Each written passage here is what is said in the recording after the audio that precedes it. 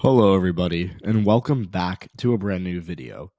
In today's video, we'll be taking a look at the updated results for the Senate and House elections, as well as a few governor's races that have been called between now and when I film my most recent video. I know it's been a bit, I'll talk about that in a second, but yeah, Senate's been called for Democrats, House has been called for Republicans, and let's just talk about it. Let's talk about some of the interesting results and look at what it means and what I think this next Congress is going to look like.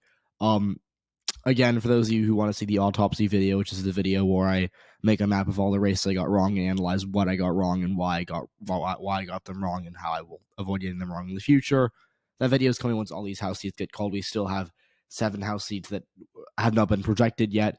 And while I think you can reasonably estimate who's going to win some of these seats, I'm not qualified to do that, and I'm actually not allowed to by YouTube as a platform. So we'll be working with the races we have right now. And when, those final House seats get called, or at least get close to being called, we'll be able to do that. So we'll start on the Senate front here, looking at some of the results and recapping what happened. Obviously, the Republican reached targets of Washington, Colorado. New Hampshire did not work out well for them. They got, New Hampshire's the closest they got, but it was still a 10-point loss, which was larger than almost anyone expected. And then Democratic reaches went a little better. Ohio, Tim Ryan lost by about 6, is what I expected. Sherry Beasley lost by 4, which is what I expected. Val Demmings got destroyed in Florida by a bit more than I expected. But again, by the final few weeks leading up to election day, it was clear that Florida Democrats had no shot. Democrats also did about as well as you'd expect in states like Iowa and Utah. They didn't really come close, but they did do better than you would have expected maybe a few months ago. And then the only state where they got really up in there was Wisconsin, because Mandela Barnes came within 26,000 votes of beating Ron Johnson. And, he got massively outspent. And I think that someone put out an estimate on Twitter saying that had the Democrats given Barnes $15 million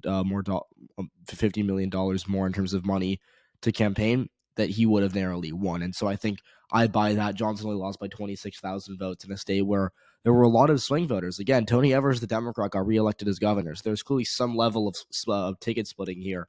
And there was also, I think, turnout could have been a little better from Milwaukee. Not that it was bad, but it could have been better. So I think that Mandela Barnes clearly had a lane, and I think he came a lot closer than a lot of people, including myself, expected.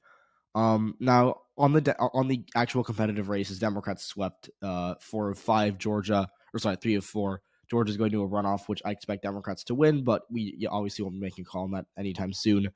Again, Pennsylvania flipped to John Fetterman, as you can see here. He did really well. I'm still in awe at this performance. Again, he won Bucks County, which he was favored to lose. He won Northampton. He did very well in Scranton. He outran Biden in Scranton, despite the fact that was Biden's home county. Did just unbelievably well in Pittsburgh, or Allegheny, which is where Pittsburgh is. Won Erie County, which is the bellwether, by 9. He just, did insanely well all across the board. And every county, except for, I think, Chester, swung towards John Fetterman, especially if you look at these biggest blue arrows. They're in Western Pennsylvania, his home county, Allegheny, right here, trended 7.5% to the left. Westmoreland, this is the big Republican vote sink in the western part of the state, trended 9% to the left. So John Fetterman did really well in Pennsylvania. Now, going to Arizona, Blake Masters just did not have a good night at all. Or should I say weak, as it took a week to call that race. If you look at the 2020 swing, all the counties that have been fully reported, a bunch of these rural counties swung massively towards Mark Kelly. Again, Greenlee, which was like a Trump plus 35 or 40 county, Kelly got within 20. And if you look where we're at in these bigger counties right now, Maricopa, with almost all the votes in, voted for Joe Biden by about 3. Kelly's going to win it by 6. Yuma voted for, I think, Biden, or voted for Trump by 8 or 9. Kelly got it down to 6. And this is a county where I had Masters outrunning Trump. He was supposed to do really well in these border counties. And if you look at, Pima, all these counties trended left. I don't know if Pima's fully in. Oh, yeah, trended 7% towards Mark Kelly. So all the counties that are fully in trended towards Kelly. And if you look at Maricopa and Yuma, which are 2 bigger counties that are not fully in, they also trended towards Kelly, but unofficial how much yet. But again, Kelly, is about to win by the biggest, margin for a statewide Democrat in Arizona in a very long time. This is a 5-point victory for him right now. It's probably going to stay that way. He'll double his 2020 victory margin. He'll do better than Sinema. He'll do better than even, Katie Hobbs in 2018. And so I think when you look at these races, Democrats just did really well in Arizona, a lot better than I think even the big optimists for them expected. So Mark Kelly, unbelievably well in Arizona. Now, Nevada, it's a squeaker. We still have, I think, a couple thousand more votes to report, but it's functionally all in. They're all going to lean towards Cortez Masto. Laxalt, I think, could get to 47.9. Cortez Masto could win by a full point when all the votes are in, but it doesn't matter because she'll win by 0.9 or 1, so it doesn't really matter in the grand scheme of things. But look, Cortez Masto did very well in Clark. She won it by 7 when there was hope for Laxalt to get it within 5 or 6. Cortez Masto is going to win by 7, and it's going to be about a 53,000 vote lead for her in the county.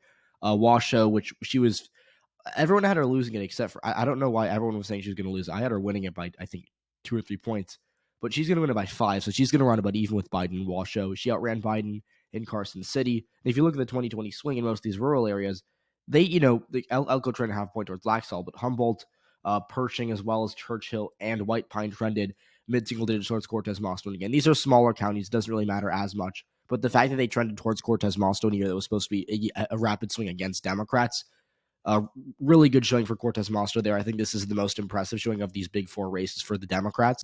Because, again, a lot of people really thought Catherin Cortez Masto was going to go down.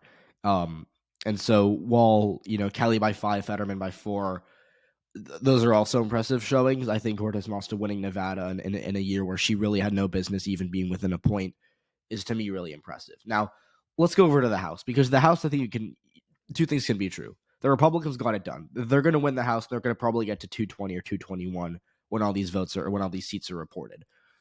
On the flip side, Democrats had a much better than expected night, and they're probably going to get to 214, 215, which is, again, better than almost anyone had them at. I have them at 208, which was, again, still pretty high. I got a lot of people calling me, saying I was biased towards Democrats. They're going to get, sub 200 seats. Right now, they're going to beat my expectations no matter what. And it looks like they're going to beat it by, up to 5 or 6 seats. So, that to me is really interesting. And if you look at where Democrats did well, they won basically every toss-up race in the Midwest. And I say that, literally. Toss-up race, let's go through these. Minnesota 2, or no, they lost 1 in Iowa, but we'll talk about that in a second. Minnesota 2, Craig won by 5. Michigan, this isn't even a toss-up, but I'll throw it in there. This is a flip. Flip blew by 13. Slotkin and Kildee won by 6 and 10 respectively. Eric Sorensen beat Esther Joy King in Illinois 17 by 4. Frank Mervan held on by 6. Didn't even know why. I had that one as Tiltar. It was my hot take. Did not age well. And the Ohio seats were just crazy for Democrats. Same with Pennsylvania. They swept these states. Compton won by 14 in the Trump district. Greg Landsman won by 4 in this Biden district that he flipped from red to blue. Another flip was Amelia Sykes beating Madison Gilbert by 6 in this Akron-based seat. Then in the Pittsburgh suburbs, Chris DeLuzio held the seat for Democrats. And then Matt Cartwright and Susan Wildboth held on despite the fact that they were in more Republican-leaning districts than they were in prior years. And so, aside from Cindy actually losing re-election in Iowa by 2,000 votes, Democrats swept the Midwest. Now, Republicans, they swept a few states as well. They swept New York. Again, New York 22, New York 19. These are toss-up. These were toss-up seats. They're going to go red by about a point to 2 points each. They also beat out Sean Patrick Maloney, which this is significant. This is a big deal that they beat Sean Patrick Maloney because he was the chair of the DCCC.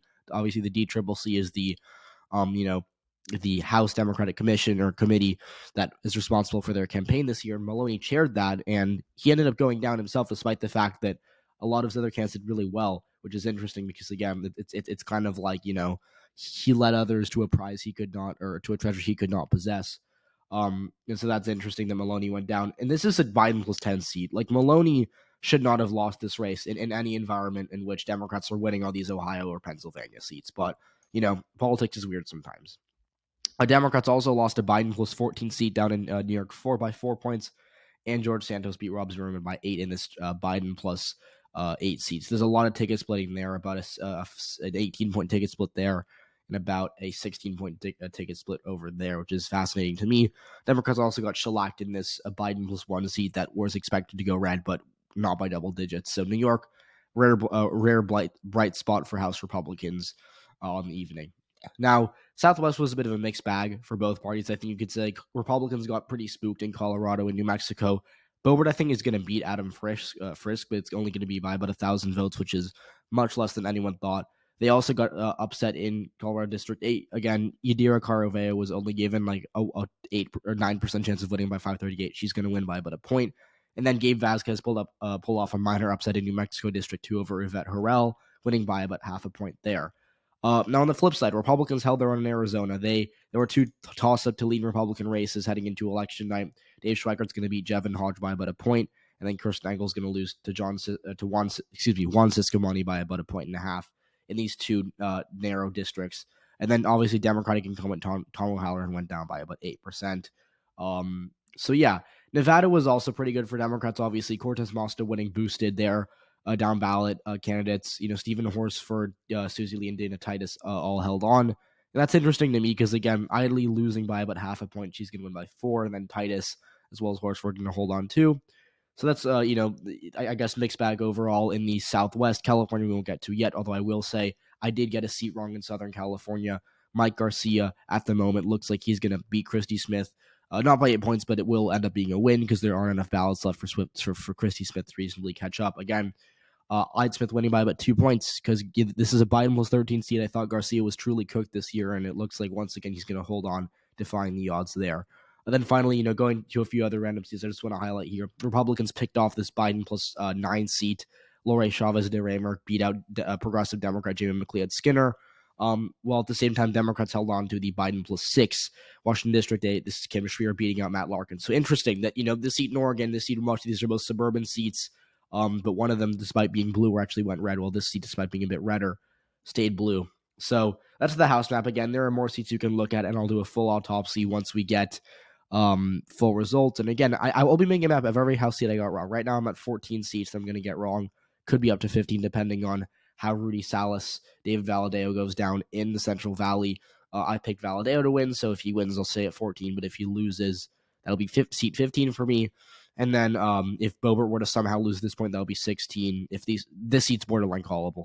And then if this seat were to go red, which would be surprising at this point because Democrats' remaining votes are mail-in ballots, I could get 15, 16, 17 seats wrong here at the end of the day.